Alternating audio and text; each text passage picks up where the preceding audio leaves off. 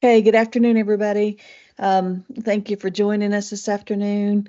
And we do have the link already pinned in the chat, and we have a question. It looks like some people have already seen it to drop in the chat your name, your PSU, your role, and your favorite most used AI tool. And so if you are not driving, we certainly don't want you to do that if you're driving, but if you're not driving and want to drop that in the chat, we would appreciate it. And the session today is called Traditional to Transformative, Realizing the Promise of the North Carolina Portrait of a Graduate in the Age of Intelligence. On hindsight, that's kind of a long title. Maybe I should have made it a little shorter. But you have the link and the QR code there if you'd like to have the slides open in front of you. That would be great. And my little AI video is not playing as it should. The video should be playing right there, but there's Brian Whittle. Okay, well, we'll pretend it played through. Maybe it stopped playing, but I'm going to go ahead and move along anyway. Most of you, I think, have met before. My name is Vera Cabero, and I'm the Emerging Technologies Consultant at the Department of Public Instruction. And if you haven't already done so, if you wouldn't mind saying hi in the chat, I've already put that in the chat. So hopefully everybody has kind of dropped that in there. But I did want to share this also. Most of you, I think, will know who your regional consultant is, but if you don't, we have 8 regional consultants. We're very fortunate in North Carolina, I think. I don't think other states have that level of support for digital teaching and learning. And so we want to make sure you know who these people are. And all of your regional consultants are very, very capable, very well versed in AI, as well as lots of other things. So do reach out to them if you have needs, free, high quality PD, advisement, guidance, and other things. So that is your consultant will be on that list.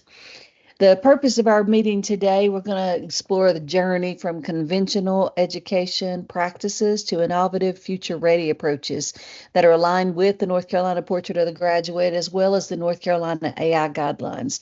And so we're going to examine some pedagogical shifts that MIHO, this is Caberoism. This is not anything official from DPI, but these are shifts that I feel like are absolutely necessary for us to provide our students for the education that they're going to need to be successful in a very AI-driven world that they're going into.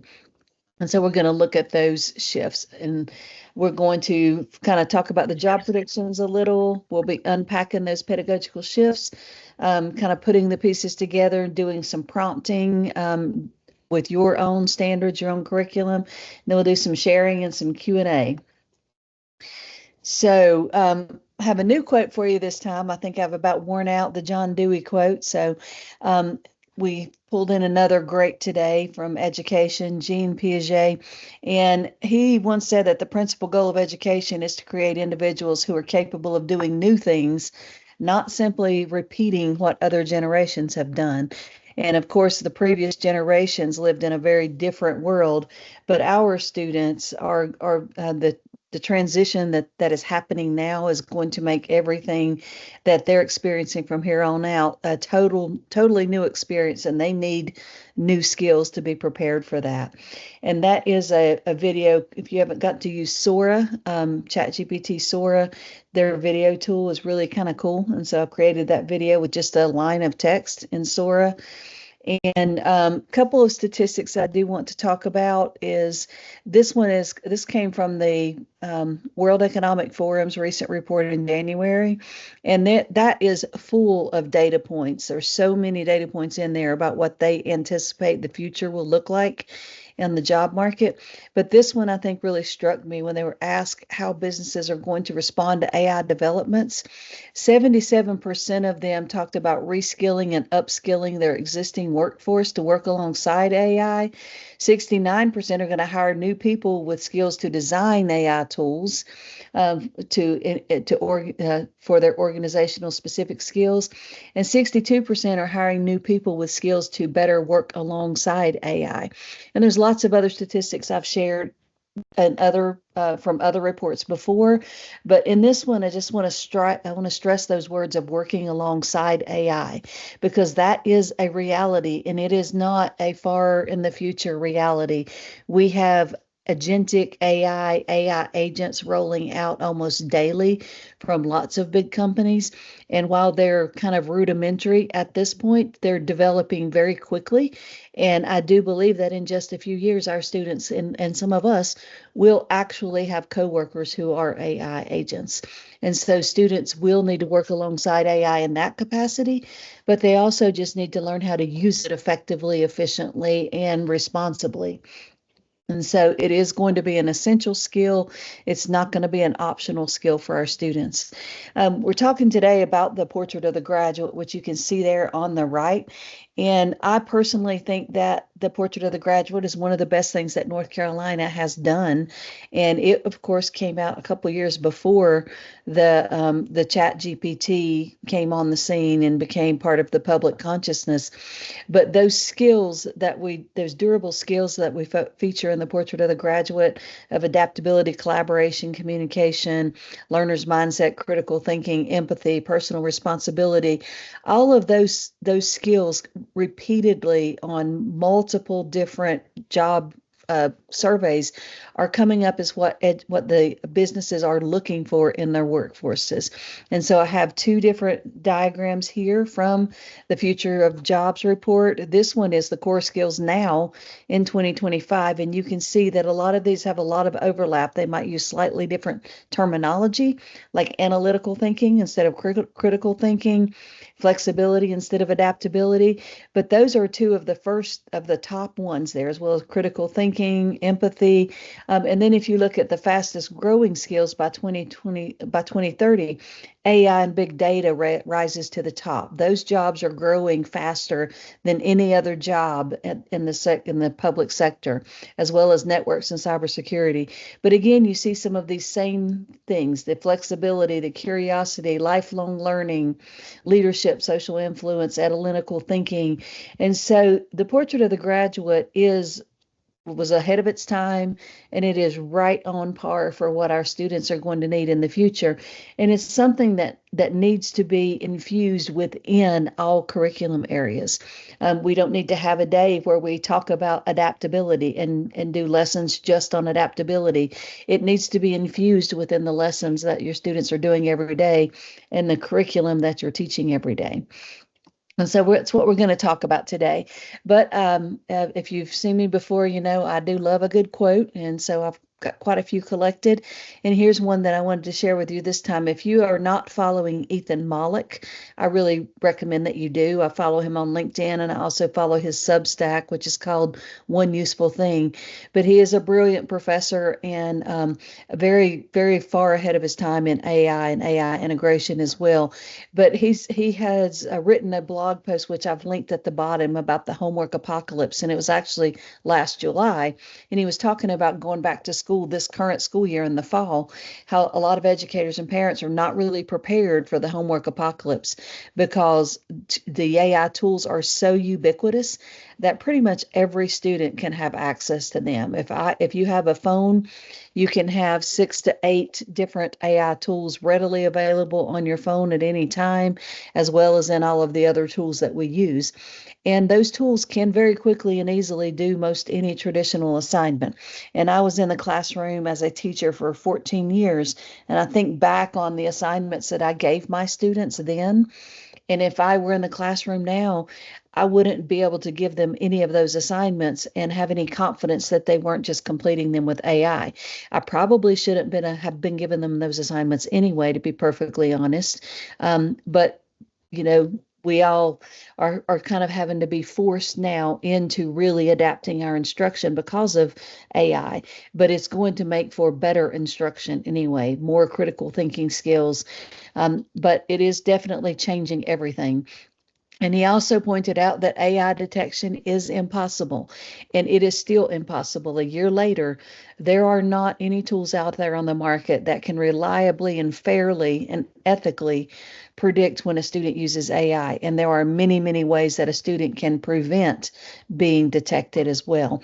And so we can't depend on those AI detectors and just keep giving the same assignments and assume that we're going to catch any students who are cheating using AI. And so because of that, that means that we have to adapt our instruction for school to stay relevant for students. And we're, competing with a boom in homeschooling now, and the easy access of AI, of course, is precipitating that even more. But for school to stay relevant, for it to be helpful for our students, educators are going to have to start adapting instructional practices. And that's what we're going to talk about today. But also that students need to learn how to use AI as a tool. We've already looked at the job statistics supporting that, and there are hundreds of other data points that I could pull out, but I don't want to bore you to death with 10 slides of statistics. But this change is urgent. As I said, he wrote this last July, and he was trying to, express the urgency of being ready this past school year. But we definitely need to be getting ready because it is an urgent situation, adapting to the changes that are taking place. So, as an educator, I know that can be overwhelming and it can cause a lot of stress and anxiety. And so I've seen this used in a variety of different ways, and I have adopted it as trying to help educators to focus in on their sphere of control, what they can control, because you can't control all of these things. You might be concerned about the rapid advancement, the job market shifts, bias and hallucinations and global policy. Those are all, and bad actors. Those are all things that are scary and you might be concerned about, but you really don't have any control over those factors. There are some things that you can influence in your own education community by educating parents and students and advocating for policies. But the things that you really can control are in your own classroom and in your own educational pedagogy and your own lessons, the way that you teach and the way that you run your classroom. And so that's what I want to focus on today. First of all, building your own AI literacy, which you are doing now. You're here. And I know that a lot of you, I've recognized people on the call, have done lots of other things to build their AI literacy as well. But infusing AI literacy in your curriculum, in your classroom, is another thing that you can do in age appropriate ways, depending on who you teach. Transforming your pedagogical approaches, though, to reinforce the durable skills is one of the most impactful things you can do. And so that is what we're going to address today. Okay, so looking at this graphic, thank you, Stacy. We'll look at that in a minute. She's put in a graphic about the favorite tools, and we'll look at that in just a second. But I did want to share this, kind of a quick overview of the traditional to transformational pedagogical shifts that I'm talking about. And again, I just want to clarify that this is not like official NCDPI material. This is Kuberoism. This is something that I have kind of come up with and I feel very strongly about, but I'm not speaking from an official DPI stance here. But one of the big things that we really have to do that is foundational is we've got to start shifting our focus from the products of learning to the process of learning. Because about any product that you have your students create now, if all you're doing is evaluating the product, there's a good chance that it could have been created with AI. And so if we're focusing more on that learning process, first of all, we'll have better luck not knowing that it is the student's work and the student's thinking, but it'll also reinforce those durable skills of learner's mindset and the personal responsibility and adaptability. And so it goes a long way toward all of those. And so that's foundational. That's one that we really, a shift that is kind of runs through all of these other shifts that I have on here. But that high stakes assessment, and I know that none of us on this call can just wave our magic wand and banish EOGs and EOCs and all of those high stakes assessments like that. If I could, I would, but I can't. I'm not the queen of the world, unfortunately. But I do want to encourage you in your own classroom again, your locus of control is to really increase those frequent formative assessments. And I'm talking about also the very informal ones. This doesn't have to be a formal exit ticket, a pop quiz, those kinds of things. Things just like having little micro conversations with your students, asking them how are they understanding what they're doing, things like that. And if you have some other ideas for micro informal formative assessments, if you want to drop them in the chat, or if you would like to come off mute, I do want to give you an opportunity to share if you've got any ideas for what you use for formative assessment or what you teach other people to use.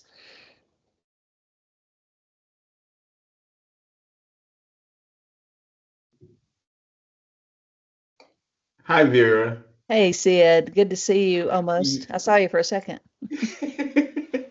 I really am loving with Magic School the opportunity for teachers to create these individualized chatbots to have conversations with students about learning targets.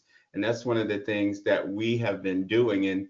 And they are able to put students or have access to these chatbots for as long as they need. And the teacher are monitoring the conversations and building on those conversations. Okay, that's awesome. I haven't seen that. Very cool. Anyone else want to come off mute or drop something in the chat? I'm not very good at wait time, but okay. All right. Well, we will, if you think of something later and you want to drop it in the chat or pop off mute, then please feel free to do so. But we will go ahead and continue on then. Another thing that really needs to change, and I know we've been talking about this a long time, is going from that sage on the stage to the guide on the side kind of philosophy, where, and yeah, Mon, I'd love to chat. But the teacher-centered instruction, where the teacher is always in the front of the room and the students are always just sitting in rows. And I usually use that quote from John Dewey, which I'm sure you've seen before. And I have images of kind of like a 1920s and a 2020 class. And a lot of times, unfortunately, in a lot of classrooms, the only difference is now we stick a computer in front of them, but they're still just doing that worksheet on the computer, or they're, the teacher might be generating it with AI now, but they're still just kind of working individually. They're not really engaged in it or having any agency in it. And so it's really important that we start increasing student agency. Students cannot build adaptability and collaboration, communication, critical thinking skills if they are just being part of an input output machine and they're just taking in information and spitting something out.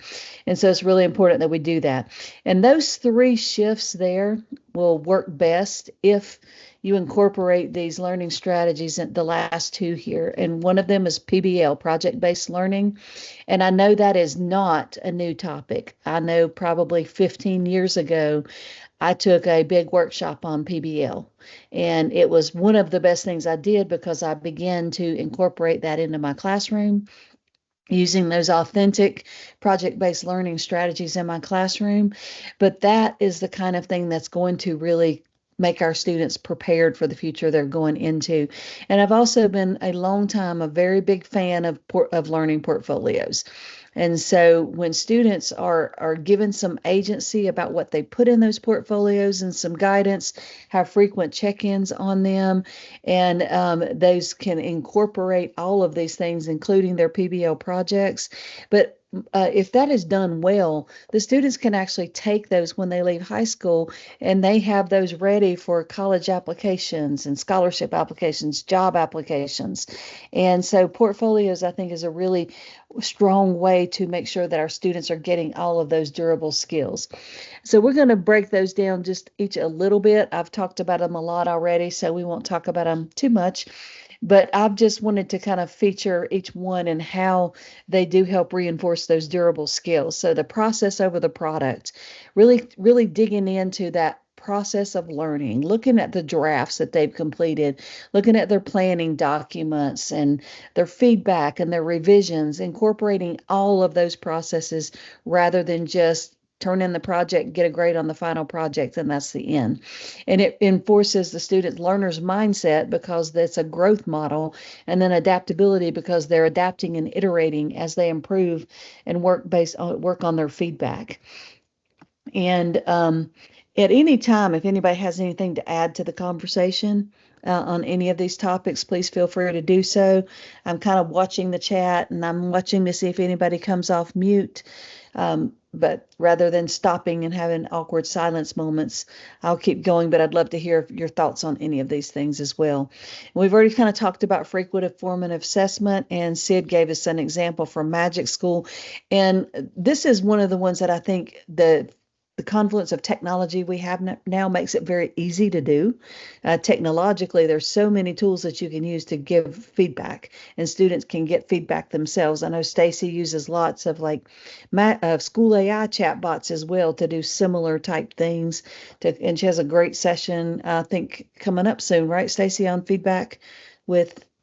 Yeah, there are a lot of different AI enabled feedback tools where basically anytime students are interacting with a chatbot, that's a form of feedback where they're directly interacting, and then teacher curated feedback tools where the teacher is in the loop. So that session is coming up, I think, in a couple of weeks. Yeah, I think it's maybe our next webinar, maybe. I'll have to look and make sure I'm not lying to you on that.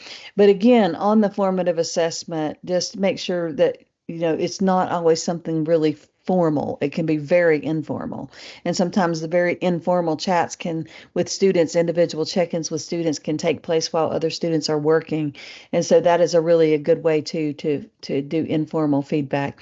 And then, of course, increase student agency. If we're giving them agency and allowing them to take some ownership, it's going to help them build that learner's mindset and the personal responsibility. But it also helps them with building critical thinking skills and adaptability because they're the ones making the decisions. They're not just sitting there having decisions made for them and having things done to them. So they have that agency and are part of that. And the next one, the project-based learning, I think I have kind of got the cart before the horse and talked about that a lot already. But I feel very, very strongly that with the current situation, as fast as AI is changing, as ubiquitous as it is, as impossible it is as it is to block, and then with the future that our students are going into, that we've got to start seeing this shift toward project-based learning in the classrooms for our students to be really prepared. And project-based learning checks all the boxes. It reinforces every single one of the durable skills and all of the other one of these pedagogical skills with the frequent formative assessment, increasing the student agency and focusing on that process over the product as well.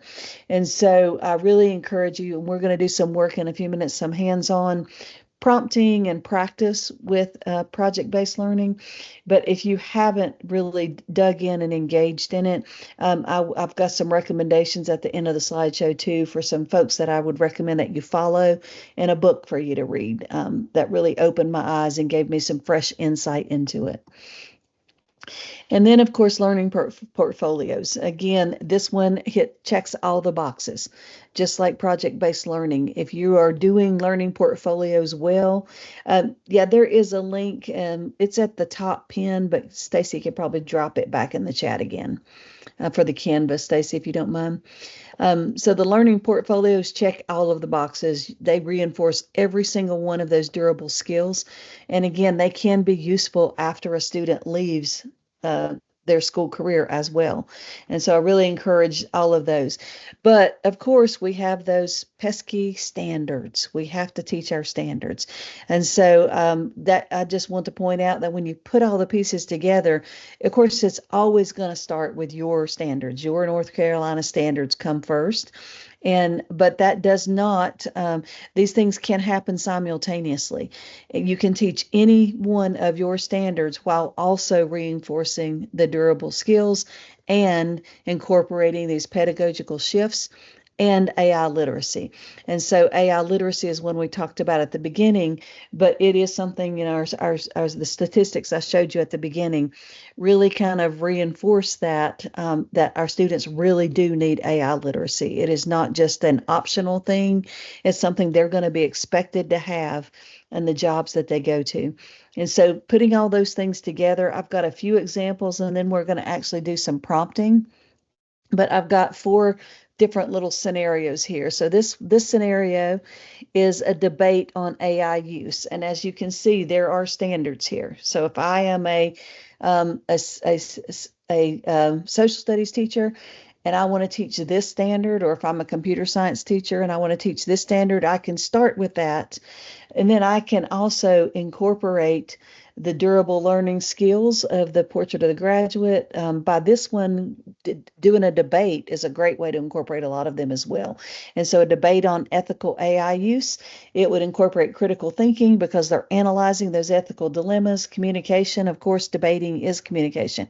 It's practicing these effective oral communication, collaboration, working in teams to create the arguments, adaptability, learning to encounter opposing viewpoints effectively and without throwing a tantrum. That's something a lot of adults could take a lesson in as well, but we need to be making sure that our students are getting those experiences.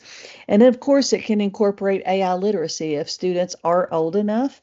If they're in middle school, you might create a chatbot that helps them to get the pros and cons of a topic that they're debating. If they're in high school, they might actually use ChatGPT or a tool like that and go in and ask for counter arguments and for arguments and counter arguments, and to try to help them see the other side of it.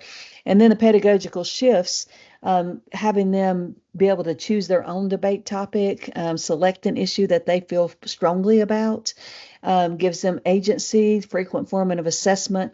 You can give peer and instructor feedback rounds to kind of incorporate that, and process over product. Instead of just giving them a grade on the end when they get up in debate, you can grade the process they went through, the reasoning process, the gathering of information, the forming of their arguments. And then authentic PBL learning, they can compile their research and arguments into a portfolio entry as well. Now, I'm not going to go into every one of these in that level of detail, but I do have 3 more little scenarios that we'll look at briefly. Anybody have any comments or questions or thoughts on that or on anything else so far before I just keep talking and moving along? I think Okay. one of the things that I notice when doing PBLs, especially in these kinds of things, to integrate your standards and then wrap all of these things together, sometimes it feels a little intimidating to get started with this. But a great place to start is working with your media coordinator and trying to break it down into something that doesn't seem as massive sometimes. Because I know I did something similar that it sounds like that you might have done a few years ago when you're going to a training and doing a full-blown PBL. And at first it seemed a little bit intimidating, but a lot of times you can, and one of the things you're probably going to talk about is, it doesn't always have to be a massive project. It can be a little bit more bite-sized, and it can also be something that you start with a great book or start with a great story, and working with a media coordinator is a great place to start too. Yep, I agree.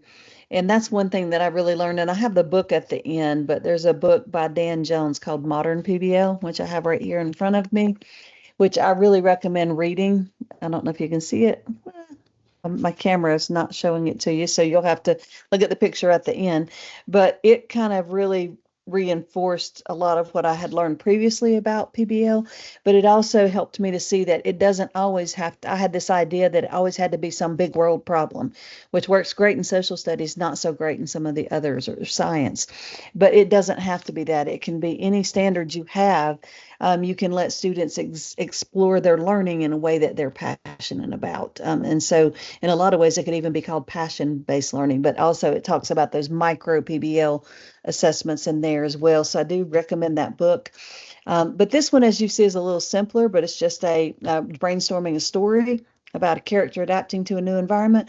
But again, you can see that it starts with the standard, but you can incorporate those durable skills, age-appropriate AI literacy, and the transformational shifts in it as well. And this one is environmental advocacy campaign. And it could either be a geography or an environmental science, like a high school lesson. And again, it starts with the standard, whichever one you are, but it can pull in these other things, the durable skills, the age appropriate AI literacy, and the pedagogical shifts as well. And then one more we'll look at, and then we're going to do some hands-on prompting work. So scenario 4, solve a real-world STEM problem. And this is like typical historical PBL, what I always thought PBL was, and it can still be that, but it can be other things as well. But one of those STEM problems, this one could actually work in science, middle school, high school, math, or technology, and a technology like the engineering and design classes. And again, you can pull in all kinds of the durable skills, age-appropriate AI literacy. They can use AI to do simulations, to research, to create prototypes. And then the pedagogical shifts, giving them student agency over what they want to explore, frequent formative assessment, always having those little checkpoints built in, and focusing on the process, the problem-solving habits they're creating throughout the project. And then, of course, documenting their project through solutions through iterative testing. So those are just 4 examples, and of course there are a million. That is not exhaustive at all, and we're going to look at some others. But first of all, I would like to invite you to do a little prompting with me. If you have a tab, open a second tab, or if you have a second screen, I have a prompt here, and I will just say that better prompting, of course, gives you better outputs. And so if you are working on including these durable skills and including these pedagogical shifts, you can add that to your prompt and you can get really good results. And so I have a prompt on the screen here, and you can some people have trouble copying and pasting from the screen. So you can copy and paste from the screen, or if you click that image, it will open into a forced copy. And so you can just copy and paste the prompt from there. Because that doesn't work when I'm presenting, I actually have it in Google Keep, and I'm going to cheat and open up my Google Keep and paste mine in. And so here is my prompt. And so basically just an overview of it, giving it a role of an education expert, providing it the standards, the standard course of study standards, asking it to incorporate the durable skills, asking it to incorporate the 5 transformative educational practices, provide a step-by-step lesson plan, and then adding any additional context about your particular class. And so as you can see, I already have my prompt already done. I've already edited it. And what you would do is just anywhere that you see the brackets to edit it and add your particular context into it. I've already done that. So I'm going to copy it. And I've added here to the bottom about my students. The more context you can give about your particular students without divulging PII, of course, the better your results are going to be. And so I said this is a mixed ability group with several students with text disabilities and low reading levels, as well as many students for whom English is a second language. Provide adequate scaffolding to ensure success for these students. Do you have something to add? I saw somebody come off mute. I'll take a breath for a minute. Nope. Okay. Okay, so I have copied my prompt. And I'm just going to go into ChatGPT and start a new one. And I also would encourage you, if you haven't explored the different models in ChatGPT, everybody should have available now the ChatGPT 03 Mini, which is a reasoning model. Takes a little bit more time, but it tends to do a better job. They're finding that if they allow it more time, it will do a better job. So as you can see, there's my prompt already. I've pasted my standards in. And this is something else. If you're not aware of this, in the prompt it says and I have triple quotes. That's called a delimiter. And that helps the AI to sort out your prompt and make sense of it. And so if you're ever having something in there you want it to reference, it's advisable to put it into a delimiter. And so I've done that. And then I've added my additional context. And so I am going to just run that prompt. and I have selected the O3 mini model. The 4.0 model will be a little faster, and it will result in, it will have good results as well. But the O3 mini model, I tend to think it does a little better. So I have put it in there, and as you can see, it tells me that it reasoned for a couple of seconds, and Okay, then hey, Vera, just real quick yes. about that delimiter thing. So triple quotes on either side of like your standard course of study does that work in all AIs, or does that work in would you put that into Magic School or just Gemini, I ChatGPT, think you could do it in Perplexity? Magic School as well, but Magic School typically has that as a separate box up top. You're not really doing your own prompting so much in there. Yeah. But yeah, if you were doing a whole prompt, then So it would. anything where you wanted to make sure that it got it exactly as you're instructing it, and you Yes. didn't want it to Yeah. deviate from what you're telling it, Yeah, you like if would you're put triple giving quotes. it an example of how you want the output to be, or in this case, I want it to refer exactly to these standards, then the delimiter is advisable. Yes, Ernie, it is being recorded, and it will be on the NCDPI AI resources webpage with the archived webinars. Takes a few days for us to get it uploaded to YouTube and all of that, but it will be recorded. Okay, And, so and I pasted the prompt into the chat okay, just in thank case you. people were having trouble copying it out of Canva, because Thank sometimes you. that is a little sketchy. That will be very helpful. Thank you. Okay, so now what I have here is the lesson preview titled Geography, 2 to 3 class periods, understand ways in which the factors, so it's definitely referring to my standards. It it tells me about the durable skills it's including, and then I get the actual content, the content mastery, the learning objectives, the durable skills, the AI literacy, the materials and resources, printed materials, lesson activities. Now, if I had just gone in and said, create a lesson about migration for my 7th grade social studies, it probably would not have included those durable skills and really focused on those transformational shifts that I want. And so the more context you can give them, the better. And so that prompt is very long, but prompting is something that really still makes a difference. And if you are at a loss at what to ask, you can also have ChatGPT or whatever tool you have. You can ask it to help you with a prompt. Say, this is what I want to accomplish. Give me a good prompt to use in whatever model you're using. And you can use it to develop your prompts as well, because a good prompt makes a world of difference. And so, as you can see, it gave me a really good output. I got pretty much exactly what I was wanting, but I still could engage with it. I could ask for any kind of modifications I want, any kind of additions I want, or anything. But I want to give you a couple of minutes to run a prompt of your own, and hopefully you have some standards close by that you can copy and paste in or reference. But we have about 22 minutes left, so I'd like to take 3 or 4 minutes and be quiet, I promise, and let you guys do a little bit of prompting of your own using that prompt and editing it. So I am going to put a 4-minute timer up, and then I'm really going to be quiet.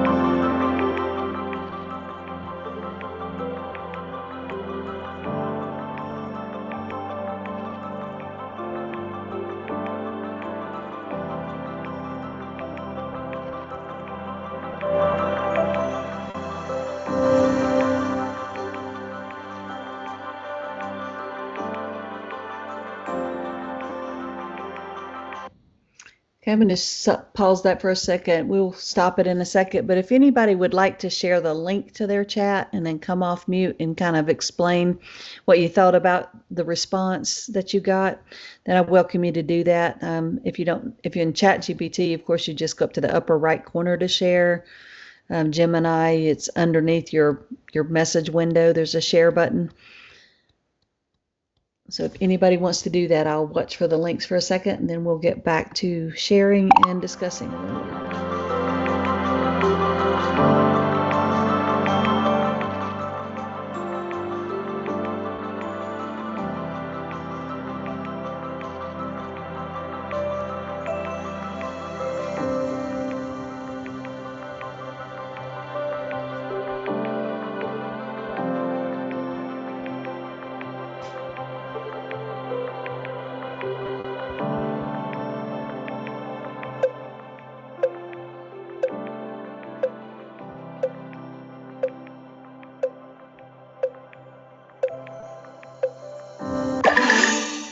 Sorry for the abrupt noise. I was trying to catch it.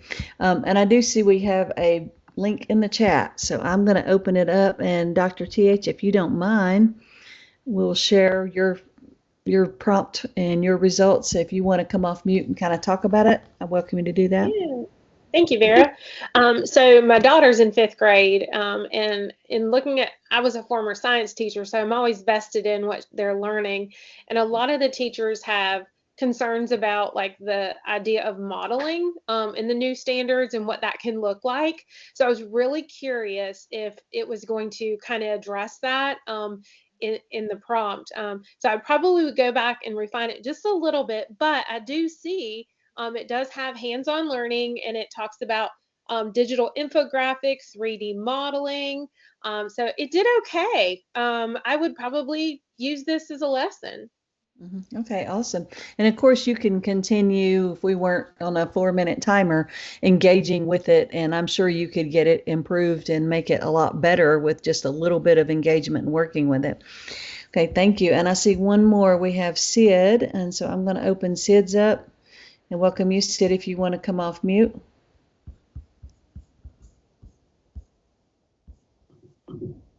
So I have a whole lot of stuff in that one generation. Okay. And if you'll just skip down past that, because I was looking for, Okay. project-based learning books. Yeah, I see. Okay. There we go. What's really cool about using, the chatbot to help you write lesson plans, and what we've been telling our teachers is that they begin to learn your algorithm, and they start to infuse that algorithm, especially when it comes to lesson plans, into what you're typically using. And so what was really neat is that when I took your prompt and put it in, it instantly put in a lot of tools that I use repeatedly, and where I could use them in this 3-day lesson plan on Newton's law. So that's what I found really interesting. And that's the really, again, the really cool thing about using these tools is, they begin to compute your behavior. Yeah, that is interesting. The memory thing is both really, really cool and kind of creepy. And Yeah. I keep hearing that Google is working on like an infinite memory, where it will remember everything you've ever said or done. Now it's all limited, but that it's helpful though, and you can control it. But that is that's very interesting. Thank you. And I see that Lindsay has put in the chat, she's in a noisy place, but what she loved about the output was how the activities allowed for student autonomy, like choice boards, rewriting text in the format of their choice. Loved how the closure allowed for student reflection, having students consider the questions, what was the most challenging aspect of analyzing multiple interpretations, and how did AI help or hinder your understanding of the text? That's a great question. Okay, awesome. Anyone else want to share? We will move along to something else. If not, Stacy says some of the things that she added to the context were UDL and ISTE digital learning standards. Okay, great. Yeah. you can really get some complex outputs if you just think about and really work on your prompts. And I'm sure a lot of you know a lot about prompting. Probably some of you know more than I do about it. My link is on there as well for mine, but I do want to show you a new tool that I've discovered in the last few minutes that we have, which I love. I'm in love with this tool, and it is a brand new company. This is something that just came out called MasteryMate AI, and they asked me to do kind of a trial run of it before it rolled out, and I was just really excited when it came out because it is a tool that will help you turn your standards into a PBL lesson. And so it is a free tool. They're going to add some other features that won't be free later, but what you can do right now is free and it's going to stay free. But if you want to try it out, go to masterymate.ai. I'm going to go in and show you one that I've created. Oops. Well, oh, I don't have the Y in it. It says MasterMate. There's no telling what that could have brought up. I hope you didn't type that as well. MasteryMate. And I do see another lesson on there, so we'll look at that one in a second as well. Okay, so on this one, I'm just going to log in and I'll just kind of go through the process really quickly. And what I'm going to do is go over here and grab my standards first, because you do want to provide it with your standards. And so I have them copied and ready. So I'm going to use the same standards.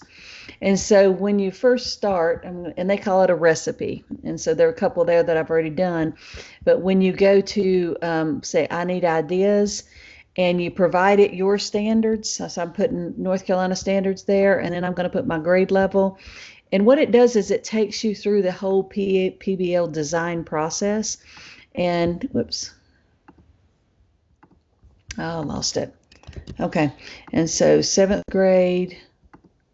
And then I'm going to choose my subject.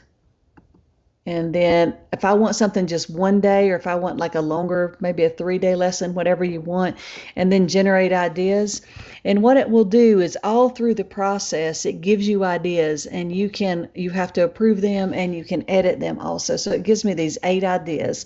Migration Chronicles, Map Your Impact, Demographic, Detective, Environmental Architects, and notice it's telling me a match, and so this one matches the most, and so I'm just going to go with that. But you can also regenerate ideas if you happen not to like any of them. And so I have started the project recipe wizard, and as you can see right now, it's going through the inquiry framework. And so their AI is called Elena AI. And as you can see, while it's working, it's giving me a driving question, which is part of the PBL process, and then essential questions. And I can either edit them if I don't like them, or I can approve them. Because we're on a time schedule, I'm just going to approve them. And I do like them. They're good. And then it will go on to the next thing. And so the standards and the learning goals. And it goes through this 3-step process. And so it gives me these learning goals. And you can see here that it did pull the standards that I asked it to use. And then an entry event, which is kind of like a hook, a lesson hook. And so I can do a virtual reality habitat exploration, architects of future documentary, environmental disaster simulation, cultural exchange. I'm just going to choose that one because it has the highest match. And then I can approve it, and it takes me to the next step. And so it walks you through this whole process, and then it will give you a finished lesson plan, a PBL lesson plan with all of this content in it. And so let's see, I've got that one approved. Did I approve it? Okay. And so when you approve them, it goes to the next step, and then it gives you a portfolio activities, and then it will give you rubric and reflection activities. And all through the steps, you can edit what the output is. If you don't like what they're doing, you can edit it. And then you can also ask for new outputs. If you will produce other ones if you don't like it. Project. Okay, yeah, right, it is fairly common. And so here we go, so portfolio activities. And so it gives me some ideas, and PBL and portfolio just go hand in hand because those wonderful projects they create, they need a place to show them off and to collect them. And so that's where the portfolio comes in. And so every one of these will give you some portfolio activities as well. And so it gives you the steps to use. And again, it's all editable, edit with AI. I'm not editing it because of our time is running short. but then it gives me the final product, what I can do, the alignment, and anywhere through here I could change it if I don't like it. But I've been very impressed with this tool, and the fact that it is new and free right now, and they promised me that this part of it will always stay free, like this lesson design part, but they're coming up with another part where the students can actually go into the system and interact with it to complete the project, and that part they said will not be free. But it does give you a lot of choices, and it gives you a lot of autonomy in making changes to the choices.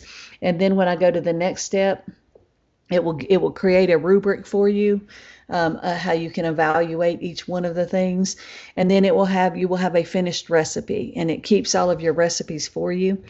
And then on the home page, it has other recipes that you can look at, and I'm hoping they'll add more to that, because it gives you some sample recipes for other people that you can look at as well. But this is a great tool to help if you are kind of struggling on how to adapt what you have now, what your current lesson plans are, or your standards into a PBL framework. This is a great tool to use to adapt to that. Is anybody else using it? I see Stacy is. Anybody else giving it a try? Okay, so here's my. And the reason I said that about the 88% is it gave a choice for that forces in motion standard that is really common for the roller coaster PBL, and then it gave a lot of other choices that were good matches too. And so if you wanted to go with something that that you have on hand that you've done before, then it gives it as an outline that would be a PBL version of maybe something that you've done before, and then it gave other choices that maybe would be something that was new if you wanted to go with another version of that too, like the robo racers. So it seems like a pretty neat tool. I haven't dug into it a lot, but it looks really promising. Really promising. I really enjoy it. I'm glad that they have it. It just rolled out, like, I think last week to the public. Cool. Yeah. So very, very new. But then you can see the reflection prompts too. Somebody had mentioned the reflection prompts at the last one, how good they were.